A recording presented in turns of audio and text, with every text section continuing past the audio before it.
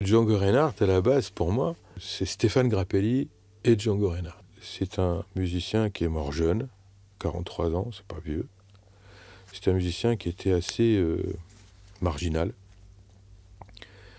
qui n'a pas été, je dirais, absorbé ou squeezé par le showbiz, et qui finalement est un héros à sa manière, parce que anarchiste, parce que pas conventionnel, parce que explorateur, parce que inventeur, parce que touche à tout.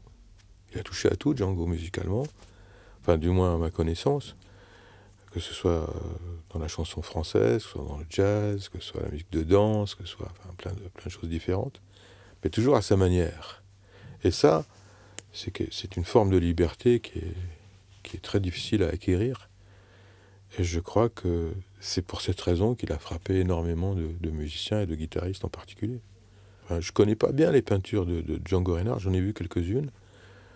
J'ai même failli acheter un jour une toile de Django Reinhardt il y a longtemps.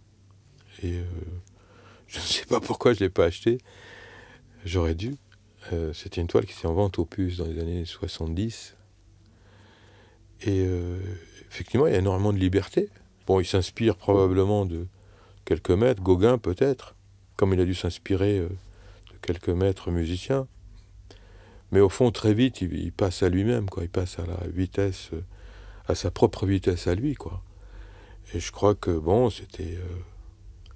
c'est incontestablement quelqu'un qui à travers la musique, à travers la peinture, à travers le jeu, c'est un excellent joueur de billard, c'est un grand joueur de billard. Qu'est-ce que c'est que le billard ? Le billard, c'est une expression artistique aussi. Enfin, je veux dire, il faut être adroit, il faut être précis, il faut avoir l'imagination, visualiser les angles, anticiper. Bon, bien sûr, quand on y joue à l'argent, ça devient autre chose. Mais le billard, c'est un vrai sport, quoi. Enfin, au niveau où lui était rendu comme joueur de billard, ça ne pouvait être qu'un grand artiste, un maître.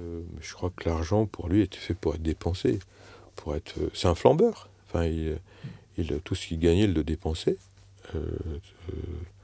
Beaucoup au jeu, il jouait beaucoup. Mais je n'étais pas présent, donc je ne me base que sur ce qu'on m'a pu me raconter. Ce qu'on a pu me raconter, soit vrai, soit faux. Mais en tout cas, c'est assez fantastique ce qu'on raconte. Le rapport que j'ai eu avec Babik Reinhardt, le fils de Django, est un rapport tout à fait amical et professionnel. Et j'avoue que nous n'avons jamais parlé de Django. Les rares fois où il a abordé le sujet, c'était dans une espèce de pression, en se disant, voilà, je suis le fils de Django, faut que je sois bon, quoi. J'ai pas le choix, quoi. Faut que je travaille plus, faut que je sois meilleur que ça. J'ai connu David, il avait quelques mois, quelques jours peut-être. Je le prenais sur mes épaules. Enfin, mais effectivement, il a probablement la même pression, la même angoisse, faut le dire, de porter un nom qui peut être lourd à porter si on ne se fait pas de prénom, quoi. C'est toujours très difficile pour une génération qui doit défendre un patrimoine culturel ou artistique d'un père ou d'un grand-père qui a été illustre, c'est clair. Django 100, c'est la réunion des guitaristes qui ont envie de rendre hommage à Django Reinhardt à l'occasion du centenaire de sa naissance. Enfin, Django 100, à la base, c'est Boulou Ferré, Hélios Ferré et Roman. Ces trois guitaristes-là sont venus me voir en juillet 2008 et ont exprimé le désir, le souhait de rendre un hommage à Django Reinhardt en 2010. Ils ont immédiatement souhaité voir venir avec eux un nombre de guitaristes important. Ils avaient très envie d'avoir Stockler Rosenberg, d'avoir David Reinhardt naturellement, Angelo Debar. On a donc discuté et débattu du projet pendant de nombreuses semaines et de nombreux mois, j'ai très vite compris qu'il n'avait envie que d'être entre guitaristes. C'est-à-dire qu'il n'y avait aucun autre musicien, il n'y a pas de rythmique, il n'y a pas de bassiste, il n'y a pas de batteur, il n'y a pas de violoniste, il n'y a pas de clarinettiste, de cymbaliste ou autre. C'était que des guitaristes. Et pour ne rien vous cacher, c'est extrêmement difficile, enfin du moins de mon point de vue, de faire jouer des guitaristes ensemble sans rythmique. Mais je dois avouer qu'au fur et à mesure des discussions, des débats, des expériences, des répétitions et autres, assez vite je me suis rendu compte qu'on pouvait présenter quelque chose d'assez exceptionnel, voire d'unique, qui ne s'est jamais réellement fait, à savoir une réunion de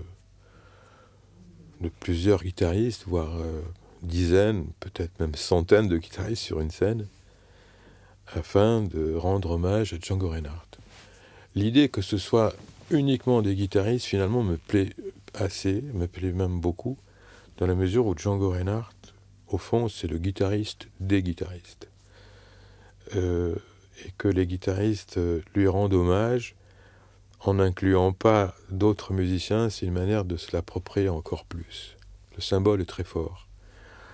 Et dans Django 100, il faut dire aussi les choses, ce n'est pas Boulou Ferré qui rend un hommage, ce n'est pas Roman qui rend hommage à Django, ce sont les guitaristes qui rendent un hommage.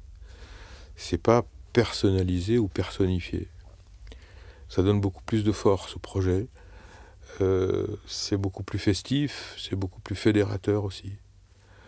J'avais très envie, et les membres de base, c'est-à-dire Boulou, Elios et Roman, nous avions très envie de pouvoir non seulement accueillir les guitaristes, mais les recevoir. C'est-à-dire que tous les guitaristes qui veulent venir sur scène ou sur disque ont eu la possibilité de le faire pour s'exprimer à travers un morceau ou plusieurs morceaux des compositions de Django pour lui rendre hommage.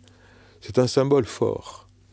Alors évidemment, il est compliqué à mettre en œuvre, il est compliqué à articuler, c'est un projet qui malheureusement coûte cher. Il nous faut évidemment de la finance, il nous faut des aides parfois pour présenter ce projet. Mais